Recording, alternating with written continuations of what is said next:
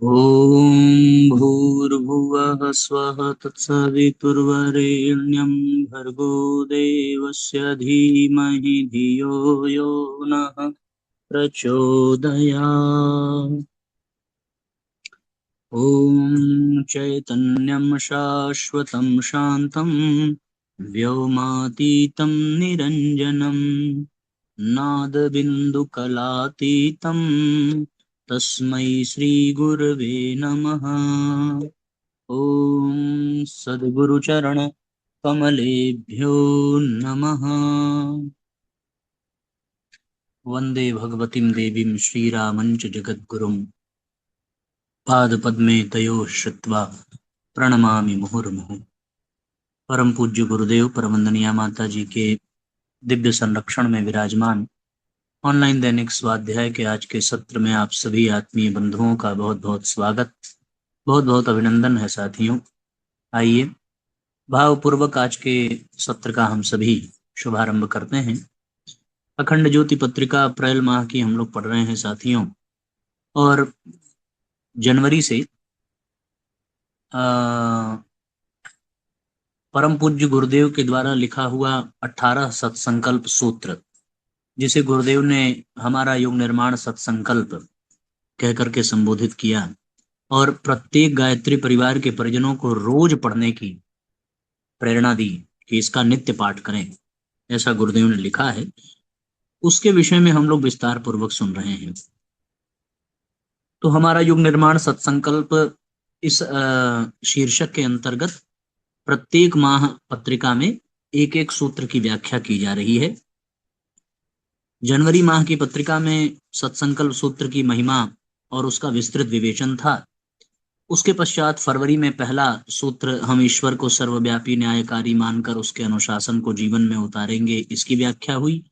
दूसरा सूत्र था, शरीर को भगवान का मंदिर समझकर आत्मसंयम और नियमितता द्वारा आरोग्य की रक्षा करेंगे, इस सूत्र की व्याख्या की गई। अब इस बार तीसरा सूत्र,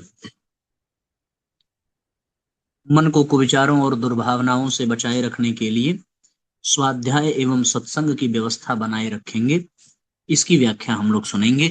तो सभी परिजन शीघ्रता पूर्वक जुड़ जाएं और अधिक से अधिक साथियों शेयर जरूर करें, जिससे कि परम पूज्य गुरुदेव के ये आध्यात्मिक सूत्र घर घर तक पहुंचे और लोगों को इसका लाभ मिले। तो अध्याय का नाम है मनोनिरोध के सूत्र। आइए प्रारंभ करते हैं आज की इस चर्चा को। हमारे युग निर्माण सत्संकल्प का तीसरा सूत्र मानव मन को सही दिशा, गति एवं सार्थकता प्रदान करने की प्रेरणा लेकर प्रस्तुत है। मन को समझना, नियंत्रित करना और सार्थक दिशा में लगाए रखने वाली प्रक्रियाओं को आत्मसात करना ही तीसरे सूत्र का प्रयोजन है। परम पूज्य गुरुदेव ने इस सूत्र के माध्यम से मानव मात्र के जीवन की सही दिशा और उचित रीति नीति को निर्धारित करने वाली दिव्य प्रेरणाएं प्रकट की हैं। मन जीवन का सारथी है, वह जिधर जाता है जीवन उसी दिशा में निकल पड़ता है। हमारा मन ही समस्त कर्मों क्रियाकलापों का आधार है। व्यष्टि और समष्टि जीवन के सभी उद्देश्यों की प्राप्ति में मन की ही सर्वाधिक महत्वपूर्ण भूमिका है। अतः मन को अनुकूलता में लाना युग निर्माण का अत्यधिक महत्वपूर्ण पड़ाव है। सत्संकल्प का पहला सूत्र जीवन में श्रेष्ठ आदर्शों मूल्यों की प्रतिष्ठापना करना है।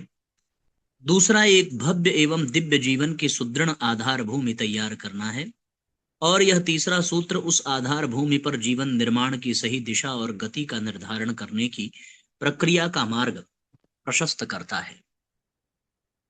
पूज्य गुरुदेव के शब्दों में इस महामंत्र रूपी तीसरे सूत्र की अभिव्यक्ति है, मन को कुविचारों और दुर्भावनाओं से बचाए रखने के लिए स्वाध्याय एवं सत्संग की व्यवस्था रखे रहेंगे।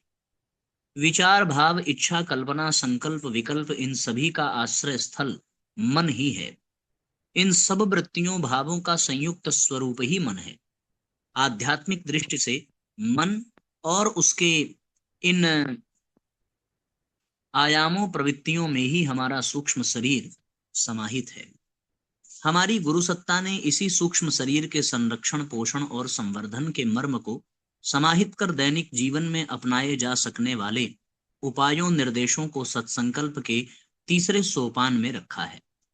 ये उपाय अत्यंत सरल, सहज एवं सर्वसुलभ हैं, परंतु इनके परिणाम समूची विश्व मानवता के उत्थान एवं कल्याण को सिद्ध करने वाले हैं। विचार और भावों के दूषित हो जाने पर ही व्यष्टि समष्टि की समस्त परेशानियां उत्पन्न होती हैं। इस युग की सभी समस्याओं का मूल भी कुविचार और दुर्भावनाएं ही हैं। इनके परिष्कार में ही युग की समस्याओं का समाधान छिपा हुआ है।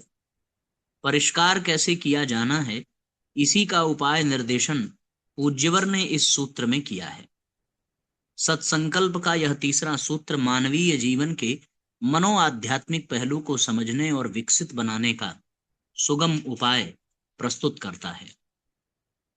जहां दूसरा सूत्र आरोग्यता के रूप में जीवन की भौतिक प्राणिक संरचना को परिष्कृत संवर्धित करने का मार्ग प्रशस्त करता है, वहीं यह तृतीय सूत्र स्वाध्याय और सत्संग के सर्वसुलभ उपायों द्वारा मानसिक और भावनात्मक परिष्कार व संवर्धन की प्रक्रिया से जोड़ता है।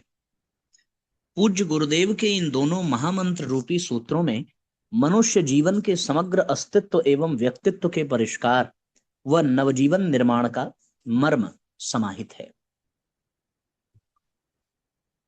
स्वाध्याय और सत्संग के सर्वसुलभ उपायों द्वारा मानसिक एवं भावनात्मक परिष्कार संवर्धन की प्रक्रिया को पूर्ण करना, मनुष्य जीवन के समग्र अस्तित्व एवं व्यक्तित्व के परिष्कार व नवजीवन निर्माण का मर्म इसमें समाहित है। दूसरे सूत्र की प्रेरणाओं पर विगत भाग में चर्चा की जा चुकी है। अब यहाँ इस तीसरे सूत्र की व्यावहारिक प्रक्रिया एवं प्रेरणाओं को आत्मसात किए जाने का चिंतन प्रस्तुत है। इस सूत्र को आत्मसात करने का पहला चरण है मानव मन के स्वरूप, प्रकृति और महत्व के प्रति जागरूकता। जिस प्रकार शरीर के प्रति जागरूकता बढ़ने पर उसकी देखभाल, साज संवार, स्वास्थ्य, सौंदर्य, अभिव्यक्ति, कुशलता जैसे सभी आयामों में गुणवत्ता प्रकट होने लगती है, कुछ इसी प्रकार मन के प्रति भी मनुष्य मात्र में जागरूकता आने लगे तो उसमें उत्पन्न प्रवृत्तियां जैसे विचार, भाव, कल्पना, इच्छा, आकांक्षा आदि अनेकों आंतरिक क्षमताओं के स्तर पर नियंत्रण, शोधन, संतुलन, सामर्थ्य जैसी विशेषताएं जीवन को उच्चता की श्रेणी में पहुंचा देती हैं। इस आधुनिक युग की विडंबना यह है कि मनुष्य भौतिक दृष्टि से बाह्य जगत को आधार बनाकर अथवा भोगवादी कामनाओं के वशीभूत शरीर के स्तर पर जीवन को थोड़ा बहुत संभाल लेता है, लेकिन मन और भावनाओं के स्तर पर सिरे से बेपरवाह, लापरवाह, नासमझ और अज्ञान के अंधकार में डूबा हुआ है। यही कारण है जिससे जीवन दुर्विचार और दुर्भावनाओं से भर उठा है। शरीर के साथ साथ अपने मन की भी देखभाल करना, स्वच्छ समर्थ बनाए रखना आवश्यक है।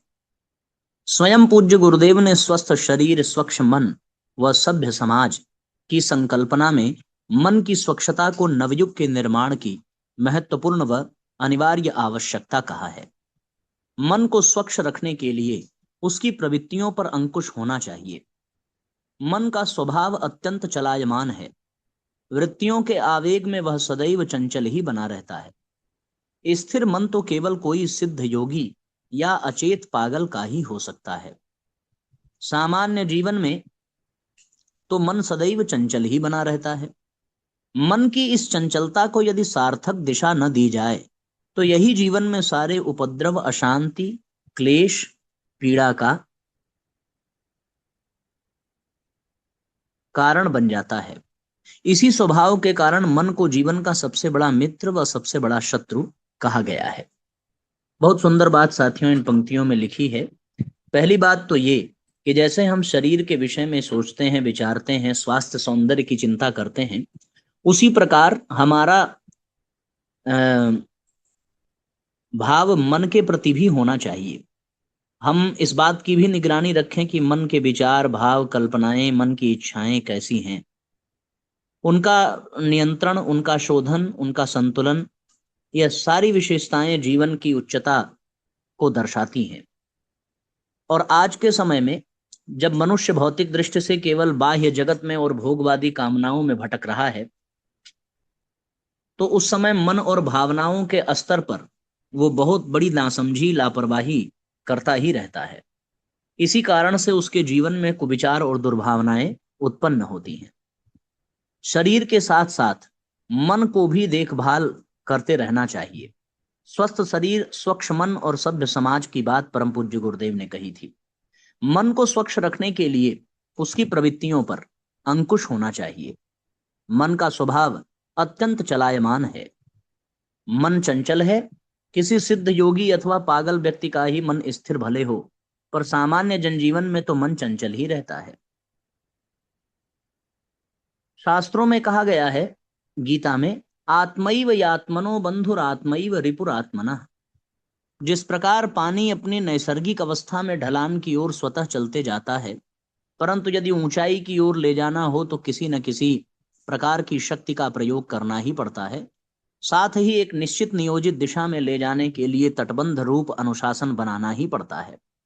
जहां भी तटबंध टूटा, वह नीचे की ओर गिरने और जाने को सदैव तैयार रहता है। कुछ ऐसी ही स्थिति मानवीय मन की भी होती है। उसकी वृत्तियां यथा कल्पना, इच्छा, विचार, भाव, आकांक्षा आदि ढलान की ओर स्वतः चली जाती हैं। कुविचार और दुर्भावनाएं, जिनका उल्लेख पूज्य गुरुदेव ने सत्संकल्प के सूत्र में किया है, यह मन की स्वच्छंदता का ही परिणाम है। इस मन को नियंत्रित व अनुशासित करने के लिए किसी न किसी प्रकार के सत्प्रयास रूपी पुरुषार्थ का बल लगाना ही पड़ता है। इसी सत्प्रयास को स्वाध्याय एवं सत्संग के रूप में कहा गया है। यह दोनों योग, तप, साधना, भक्ति आदि के अभिन्न अंग हैं। दैनिक जीवन में इनका निरंतरता से अभ्यास मन के साथ साथ संपूर्ण मानव जीवन का रूपांतरण करने में समर्थ कहा गया है। स्वाध्याय और सत्संग के माध्यम से पूज्य गुरुदेव ने इस सूत्र में विचार के साथ भावनाओं को संयुक्त कर मन परिष्कृत और उच्च बनाने के सरलतम उपाय बताए हैं। परंतु इनके साथ एक अनिवार्य अनुबंध भी जुड़ा है, वह है नियमितता का। जब तक जीवन है तब तक मन साथ है, और मन है तो उसकी चंचल अस्थिर वृत्तियां भी साथ हैं। इन्हें जरा सी छूट मिली नहीं कि उपद्रव शुरू हो जाता है। इसलिए यहां जीवन पर्यंत इन उपायों को नियमित अपनाए रखने का निर्देश है। मन तो सदैव विचार और कल्पनाओं के पंखों से गतिशील रहता है। भीतर उठ पल रही इच्छाएं, आकांक्षाएं, भावनाएं मन को निरंतर कर्म में प्रवृत्त बनाए रखती हैं। विचार, भाव, कल्पना को समेटे सभी कर्मों का आधार यह मन जिस दिशा में गति करता है, उसी दिशा में हमारे जीवन का प्रवाह भी मुड़ जाता है। यदि दिशा सही है तो जीवन सार्थक, सकारात्मक परिणाम उत्पन्न करता है, परंतु यदि दिशा गलत हो तो जीवन की चाल निरंतर अंधकार, पीड़ा, पतन की ओर ही बढ़ती जाती है। वस्तुतः मन में निरंतर दैवी आसुरी शक्तियों का सद्विचार व सद्भावना तथा दुर्विचार व दुर्भावना रूप में देवासुर संग्राम चलता रहता है। तप, साधना, स्वाध्याय और भक्ति से ही दैवी शक्तियों को बल मिलता है और वे दुर्विचार व दुर्भावनाओं रूपी आसुरी वृत्तियों पर विजय प्राप्त कर पाती हैं। विजय प्राप्ति पर ही यह मन स्वच्छ शिव संकल्प से युक्त सद्बुद्धि, सद्भावना का प्रकाशक बन जीवन को उच्चतम शिखर की ओर ले जाता है। मनुष्य जीवन के लिए श्रेष्ठतम जीवन का मार्ग यही है, जिसमें कृषि में निराई से अवांछनीय घास फूस हटाने की भांति मन के दोषों का निराकरण किया जाए तथा शुद्ध एवं पवित्र विचारों, भावों को आत्मसात कर सत्कर्मों की फसल बोई जाए। यही मानव मात्र के लिए ऋषि विहित देवत्वमय महान जीवन की आधारशिला है। आदिकाल से ही मनुष्य जीवन के सर्वोत्तम विकास और उत्कर्ष के मन की भूमिका एवं महत्व को हमारे ऋषि मुनियों, अध्यात्म वेत्ताओं ने समझ लिया था। इसलिए स्थान स्थान पर इसके स्वरूप, महत्व और परिष्कार की चर्चा की गई। वेद, उपनिषद, धर्मशास्त्र, पुराण आदि में व्यापकता से मन के आयाम और संयम, नियंत्रण संबंधी उपदेश सर्वत्र दिखाई देते हैं। ऋग्वेद के 10वें मंडल में एक संपूर्ण सूक्त ही मन आवर्तन के नाम से है, जिसमें मन के बाह्य जगत के प्रसार एवं उसके नियंत्रण की स्तुति है। स्वर्ग, पृथ्वी, दिशाएं, आकाश, समुद्र, औषधियों आदि विभिन्न स्थानों पर पहुंचे हुए मन को वापस लौटाने का संबोधन है। वैदिक ऋषि की मंत्रणा है कि मन की गति अत्यंत तीव्र और आश्चर्यजनक सामर्थ्य से युक्त है, यह एक के बाद एक कई विषयों में जाता है। यत्र यह बहुत्रा या बहुधा है, यह जहां जाता है वृत्तियां भी पहुंच जाती हैं। मनः पश्चादनु यच्छन्ति रश्मयः, मन के वशीभूत ही वृत्तियां और इंद्रियां होती हैं। अतः मन को नियंत्रित कर जहां लगाया जाए वहीं वृत्तियां और इंद्रियों को भी लगाए रखने में सफलता मिलती है। मन को जहां लगाया जा सके उसके लिए दो ही मार्ग कहे गए हैं, प्रवृत्ति अर्थात संसार का पतन का मार्ग, तथा दूसरा है निवृत्ति का अर्थात कर्म बंधन से मुक्त आत्मचेतना का मार्ग, जो जीवन को उत्कर्ष और परमार्थ चेतना के प्रकाश से भर देता है।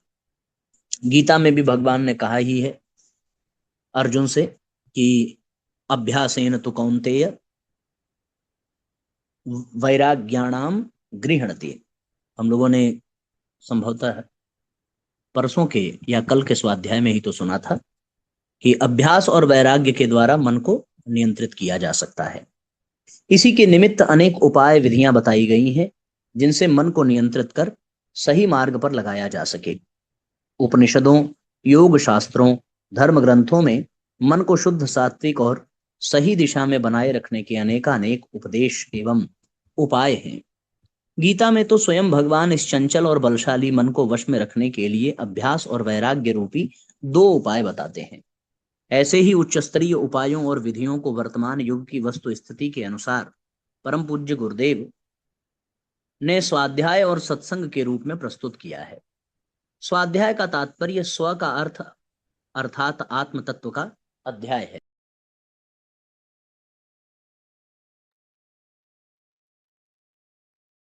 जिन शास्त्रों साहित्यों में आत्मबोध से संबंधित चिंतन एवं विवेचन है, उन ग्रंथों को पढ़ना वेद, उपनिषद, दर्शन आदि से लेकर आत्म सुधार, आत्म समीक्षा, आत्म निर्माण, आत्म विकास जैसे विषयों पर प्रचुरता से उपलब्ध गुरुदेव द्वारा लिखित युग साहित्य पढ़ना, ये सभी स्वाध्याय करने से उपयुक्त आत्म परिष्कार की विधि का सहज निर्देशन करते हैं।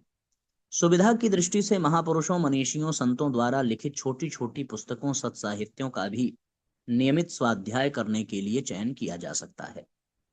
स्वाध्याय मन को बाह्य जगत से विमुख कर अंतरात्मा की ओर मोड़ने का सर्वसुलभ एवं एक चमत्कारी उपाय है।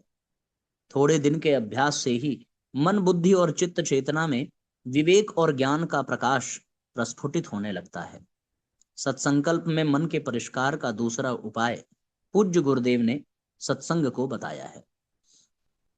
सामान्य प्रचलन में सत्संग का तात्पर्य धार्मिक आयोजनों में भागीदारी, भक्ति, भजन, कीर्तन, गीत, संगीत, प्रवचन आदि से लिया जाता है।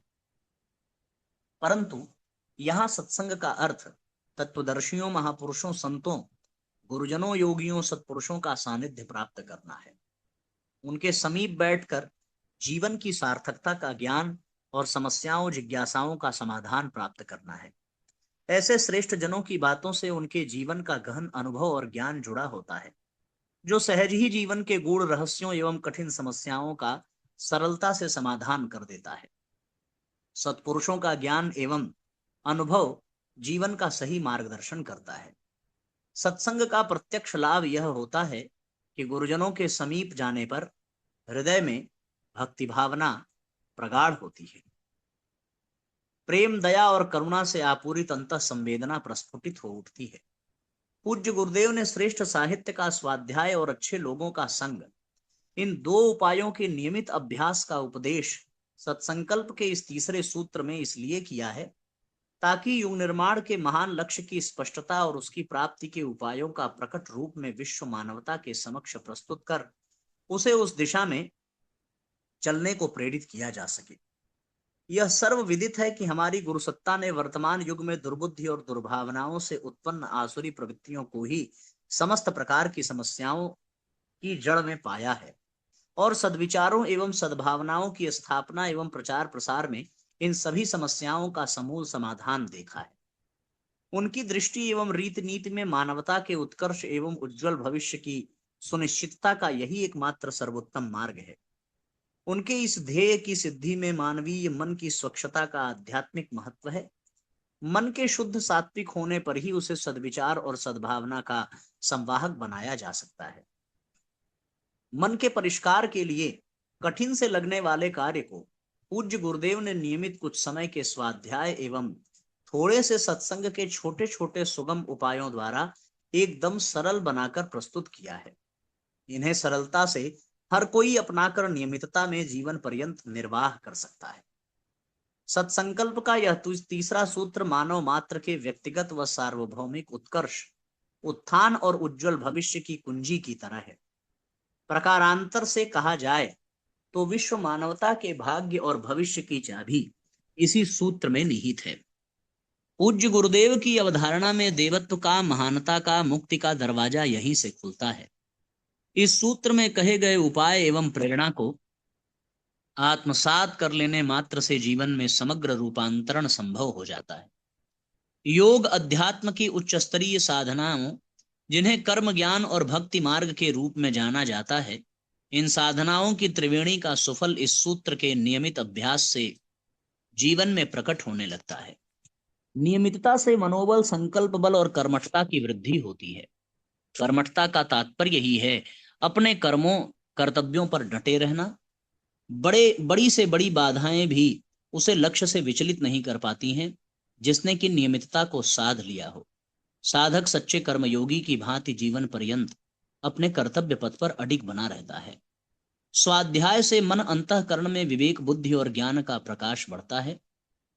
ज्ञान योग की सिद्धि सहज उपलब्ध होती है तथा सत्संग से भीतर के कषाय, कलमश, क्षुद्र अहंकार, दुर्भावनाओं का शमन हो, भाव शुद्धि, भाव संवेदना को प्राप्ति व ईश्वरीय अनुभूति का अनुदान प्राप्त होता है। कर्म, विचार और भाव शुद्धि को ही अध्यात्म भी कहा गया है। किसी के आध्यात्मिक हो जाने का मार्ग व लक्षण शास्त्रों, सिद्धांतों में यही है। सत्संकल्प का यही तृतीय सोपान आश्चर्यजनक रूप में व्यष्टि समष्टि के सर्व कल्याण का सर्व सुलभ मार्ग अपने में ही समाहित किए हुए है।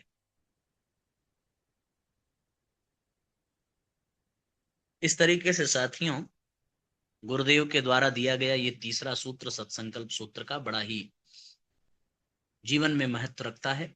इसका हमें बिल्कुल पालन करना चाहिए। रोज स्वाध्याय और सत्संग अवश्य संपन्न करते रहना चाहिए। महाराज रविशंकर माह में एक बार अपने राज्य के विभिन्न गांवों में अन्न बांटने जाया करते थे। एक बार वे अनाज बांटने पहुंचे तो उन्हें एक गरीब महिला मिली। महाराज ने उसे अनाज देने का प्रयत्न किया तो वह बोली, महाराज, जब परमात्मा ने इतना बढ़िया शरीर दिया है तो परिश्रम छोड़कर मुफ्त का अन्न कैसे ग्रहण करूं। महाराज को उसकी यह बात बड़ी अच्छी लगी और उन्होंने उस महिला से पूछा, वो आजीविका कैसे प्राप्त करती है। वो महिला बोली, महाराज, मैं युवावस्था में ही विधवा हो गई थी, अतः परिवार में कोई नहीं है। जंगल से लकड़ी काटती हूँ और उसे बेचकर गुजारा कर लेती हूँ। महाराज ने पूछा, क्या उसके पति ने उसके लिए कोई जायदाद नहीं छोड़ी। तो वह बोली, उनकी 30 बीघा जमीन थी, तो उसे बेचकर मैंने एक कुआं व हौदी बनवा दी। गांव की महिलाओं को 2-3 मील पैदल जाकर पानी लाना पड़ता था। उस विधवा के उत्सर्ग व त्याग की कथा सुनकर महाराज रविशंकर अत्यंत प्रभावित हुए और बोले, तुम धन्य हो देवी, धन से न सही पर मन से तो तुम इतनी धनवान हो कि कोई राजा महाराजा भी तुम्हारी बराबरी नहीं कर सकता। हम भी साथियों अपने जीवन में त्याग, तितिक्षा, जन कल्याण की भावना से भरे हों तो निस्संदेह हम सब भी उस आत्म आनंद को अनुभव कर पाएंगे जो वास्तव में उस महिला को प्राप्त हुआ। अब आज के सत्र को यहीं पर विश्राम देंगे। गायत्री मंत्र हमारे साथ साथ। ओम भूर्भुवः स्वः तत्सवितुर्वरेण्यं भर्गो देवस्य धीमहि धियो यो नः प्रचोदयात्। सभी आत्मीय बंधुओं को बहुत बहुत प्रणाम। सबका मंगल हो साथियों। जय राम जी की शुभ रात्रि।